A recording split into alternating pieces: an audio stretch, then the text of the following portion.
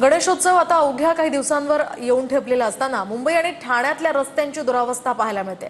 गणेशोत्सवाच्या आधी मुंबईतले रस्ते बुजवण्यासाठी सध्या पालिकेचे प्रयत्न सुरू आहेत, तर दुसरीकडे ठाण्याच्या गायमुख रस्त्यावर खड्ड्यांमुळे मोठ्या प्रमाणावर वाहतूक कोंडीचा सामना करावा लागतोय। एकनाथ शिंदेंनी नुकतीच या रस्त्याची खरं तर पाहणी केली होती, पण अद्यापही या रस्त्याचं काम पूर्ण झालेलं नाहीये। त्यामुळे त्वरित या रस्त्याचं काम पूर्ण करण्याची मागणी होतीये। पावसाळा सुरू झाला की मुंबईमध्ये खड्ड्यांची समस्या सर्वसामान्य मुंबईकर नागरिकांना सतावताना आपल्याला पाहायला मिळते।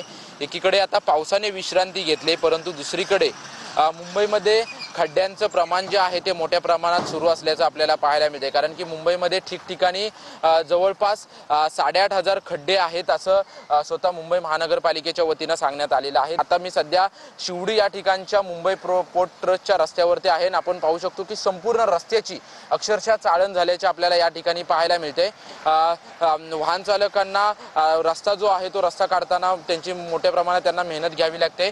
गणेशोत्सवाच्या अगोदर हे रस्ते असतील किंवा मुंबई महानगरपालिकेचे रस्ते असतील याचे खड्डे बुजवले जातात का हे पाहणं महत्त्वाचं असेल। कॅमेरामन खंडू कसबेसह निवृत्ती बाबर, TV9 मराठी, मुंबई। आपण सध्या गायमुख घाटावरती आहोत। त्या ठिकाणी खड्ड्यांमुळे वाहतूक कोंडीचा सामना गेल्या महिनाभर जे आहे ते वाहनधारकांना करावा लागतो। पाहू शकतात पूर्ण जे आहे ते रस्त्यावरती सर पडलेली आहे आणि काही दिवसापूर्वी राज्याचे उपमुख्यमंत्री, ठाणे जिल्ह्याचे पालकमंत्री यांनी देखील या ठिकाणचा दौरा केला होता गायमुख घाटा परिसरातला।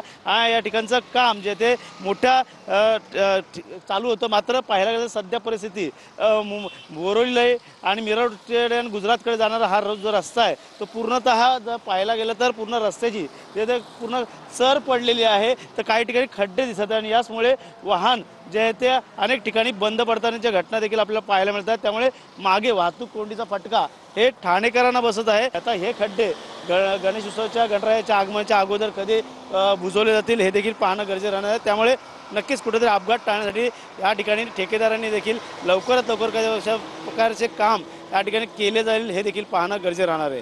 कॅमेरा अथर्वसह गणेश सुराट, TV9 मराठी,